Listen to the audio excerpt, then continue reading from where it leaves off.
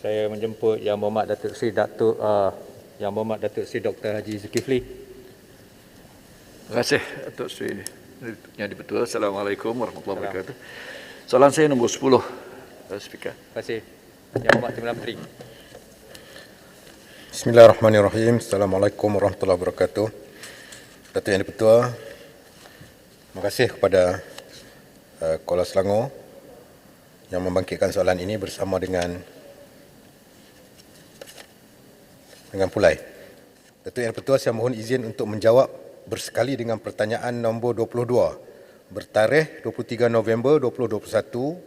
Pertanyaan daripada Yang Berhormat Pulai Datuk Seri Haji Salahuddin bin Ayub. Cuma ditambahkan sikit perbandingan dengan metodologi yang digunakan di UK berkenaan dengan gig ekonomi ini. Di bawah Akta Majlis Perundingan Gaji Negara 2011, Akta 732, Perintah Gaji Minimum PGM 2020 terpakai kepada semua pekerja di sektor swasta kecuali perkhidmat domestik seperti yang didefinisikan di bawah Akta Kerja 1995, Akta 265, Ordinan Buruh Sabah Bab 67 dan Ordinan Buruh Sarawak Bab 76.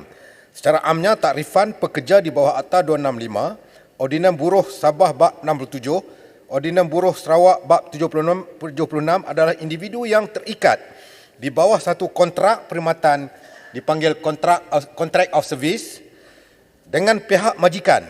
Sekiranya pekerja di bawah kontrak perkhidmatan, maka PGM atau Perintah Gaji Minimum adalah terpakai. Pekerja ekonomi gig merupakan individu yang bekerja sendiri dan bebas yang tertumpu kepada skop kerja dan tempoh masa yang ditetapkan dengan bayaran yang dipersetujui. Sistem bekerja dan ciri-ciri gig memberi kebebasan kepada organisasi dan pekerja menjalankan kontrak yang lebih terbuka dan bekerja secara fleksibel tanpa terikat kepada pekerja sepenuh masa dan persekitaran pejabat. Jadi ditambahkan lagi dalam Akta 789, Akta Keselamatan Sosial Pekerjaan sendiri menyediakan perlindungan keselamatan sosial kepada pekerja sendiri termasuk pekerja ekonomi gig seperti penghantar makanan dan e-hailing services sekiranya mencarum di bawah akta tersebut.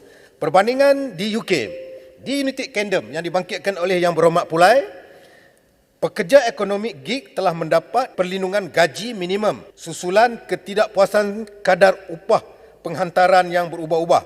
Mahkamah Agung UK dalam kes Uber vs Aslam telah memutuskan bahawa kontrak pemandu bagi ride sharing application adalah menjurus kepada kontrak perkhidmatan. Manakala di Malaysia, pekerja ekonomi gig tidak termasuk di bawah definisi pekerja seperti mana yang dinyatakan di bawah Akta 265. Ordinan Buruh Sabah Bab 67 termasuk Ordinan Buruh Sarawak Bab 76. Sistem pekerjaan gig dan kontrak of service yang dipersetujui menjadikan pekerja ekonomi gig tidak tertakluk di bawah Akta 732 dan PGM.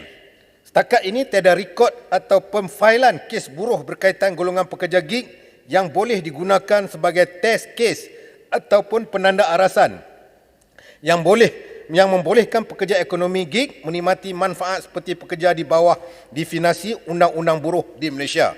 Kerajaan sentiasa terbuka terhadap setiap pandangan dan cadangan yang diberikan. Jadi kementerian bersedia meneliti apa jua cadangan yang dapat memberi manfaat kepada rakyat serta ekonomi negara secara keseluruhan. Sekian, terima kasih Datuk Yang di-Pertua.